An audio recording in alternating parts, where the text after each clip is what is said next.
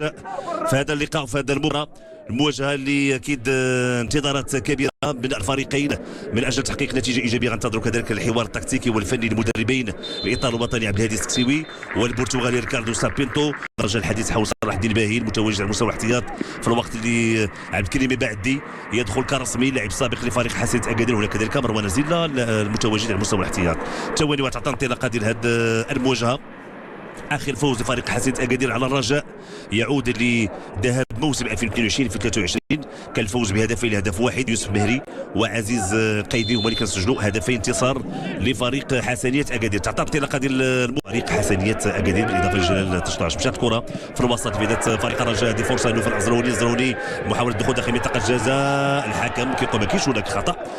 تنافس كان يعني من اجل الكره، من اجل الوصول للكره، وبالتالي تضيع هذه الفرصه والمحاوله على فريق الرجاء اللي كانت انطلاقه من الجهه اليمنى. نتابعوا هذا التمرير نوف العزلوني اللي حاول الدخول. جبل الشماخ تمكن من استرجاع الكره. هشام المجهد كيطلب من اللاعبين بانه ياخذوا المكان ديالهم، كذلك تكون هناك حراسه فرديه على باقي اللاعبين. تلعبات الكره، هذه فرصه محاوله نوف العزلوني يعني كان ذكاء من صابر بوغرين. صابر بوغرين كيفاش مرر كره ارضيه، المتابعه ديال نوف العزلوني، ولكن الكره كانت بعيده شيئا ما خارج ارضيه الملعب. تضيع هذه الفرصه وهذه المحاوله على فريق الرجاء. 6 دقائق على بدايه هذه فرصه ومحاوله من الجهه اليسرى. محمد بولكسوت تمريره داخل منطقه الجزاء، مشات الكره خارج ارضيه الملعب وضربه مرمى لفائده فريق حسنية اكادير. تمريره داخل منطقه الجزاء، البحث على نوف العزلوني وكذلك تحركات ديال يونس النجار. كيلعب الكره طويله، هذه فرصه ومحاوله لفائده فريق حسنية اكادير الدخول داخل منطقه الجزاء بواسطه اللاعب بخاش محمد بخاش. الكره الاخيره ومع اللمسه الاخيره لم يكن بشكل جيد. نتابع محمد تمريره من فهد بن دحمان على مستوى الجهه اليمنى، هذه فرصه لفائده فريق حسنية اكادير الراسيه. الهدف هدف اول لفائده فريق حسنية اكادير. جويس كاتالوندي ارتقاء يد دحمان عند اللاعب سفيان كيرفع الكره. جويس كاتالوندي بالراس، الكره تطمت بالقائم الايسر. انا زنيتي فقط تبع الكره بالعين ديالو تعانق الشباك. هدف اول لفائده فريق حسنية اكادير بهذا الشكل وبهذا الطريقه وبهذا الجماليه. صراحه الهدف جميل ديال فريق حسنية اكادير.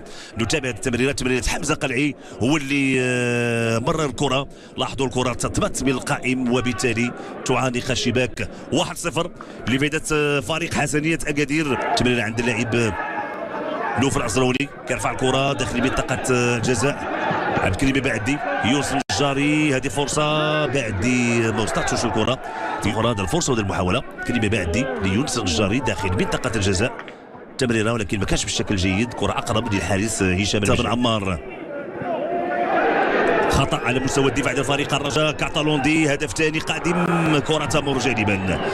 جويس كاتالوندي لم يستثمر، خطا كان فادح للاعب والمدافع بن عيسى بن عمار على مستوى التمرير.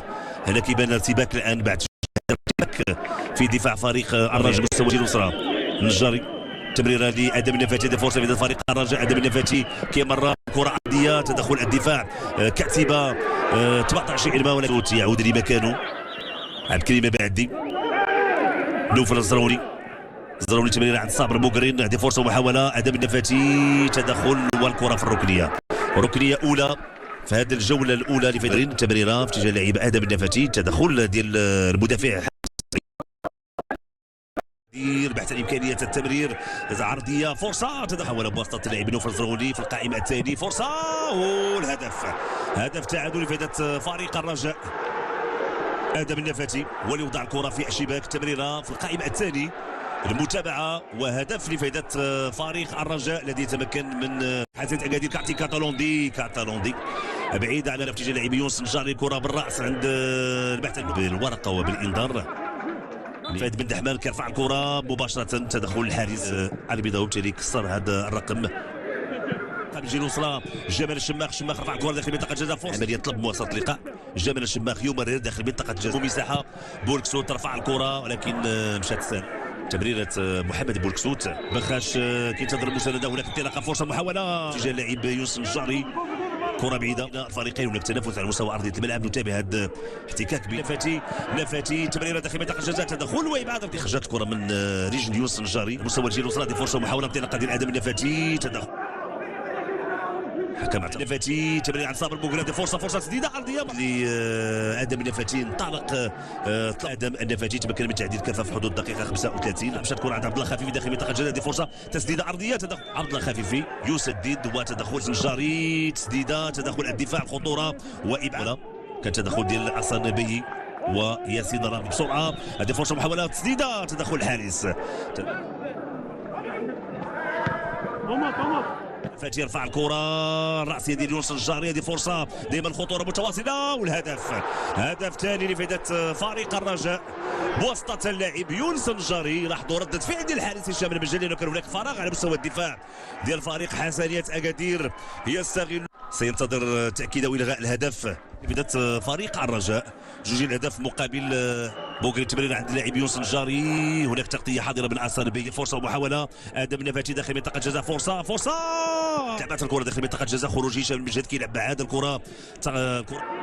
نتابع من جديد تدخل هشام المجهد، كانت محاوله اضافه هدف ثالث. نتابع هذا تدخل الحارس انس ديتي في الكره الرسميه. هذه فرصه محاوله داخل منطقه الجزاء. هذه فرصه تدخل الحارس، دائما الخطوره متواصله. الكره الاخيره يتدخل ويبعد الخطوره، ثم عبد الكريم بعدي رفعت الكره الراسيه، تدخل ابعاد الخطوره. تمرير عند اللاعب هلال الفردوسي في اتجاه اللاعب عبد الكريم بعدي بالراس داخل منطقه احمد بولكسوت في اتجاه اللاعب ادم النفاتي. هذه فرصه ومحاوله لفائده فريق الرجاء. ادم النفاتي الهدف الثالث لفائده فريق الرجاء. ادم النفاتي اعتقد ينهي كل شيء، ويهدي 3 نقاط لفريق الرجاء، وينهي كذلك حاله استعصاء لريكاردو اكيد ريكاردو سابينتو المدرب البرتغالي. يتابع الفرصه وهذه المحاوله تمريره لادم النفاتي، كشف وضعيه تسلل، خذ الكره بهذا الشكل وبهذه الطريقه ويضع الكره في شباك الحارس هشام المجهد. كما قلت فريق الرجاء سيعتمد على المرتدات السريعه، والمرتدات السريعه تعطي الاكل ديالها في هذه الانفاس الاخيره وفي الوقت بدل الضائع. ادم النفاتي يسجل هدف ثالث لفائده فريق الرجاء، ويقرب الرجاء من الفوز والانتصار.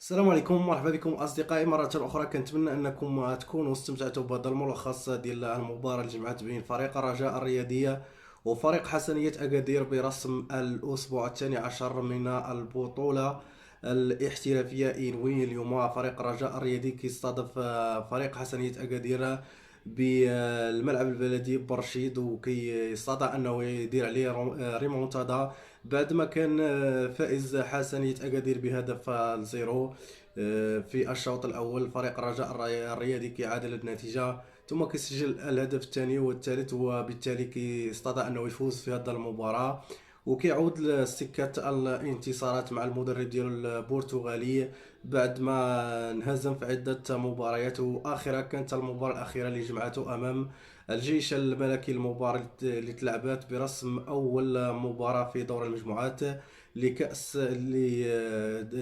ابطال افريقيا. اذا اصدقائي حتى لهنا الفيديو ديالنا كيكون تسالى. كنتمنى منكم تعطونا الاراء ديالكم في التعليقات، والناس اللي اول مره كيشوفوا هذه القناه كنتمنى منكم تدعمونا بلايك واشتراك في هذه القناه، وانتظرونا ان شاء الله الخوت في فيديو اخر قادم بحول الله، سواء في البطوله الوطنيه او ملخصات للفرق الوطنيه المشاركه قاريا، وكذلك تحركات اللاعبين المغاربه. تهلاو لي خوتي في راسكم، نتلاقاو في فيديو اخر قادم بحول الله. السلام عليكم ورحمه الله وبركاته.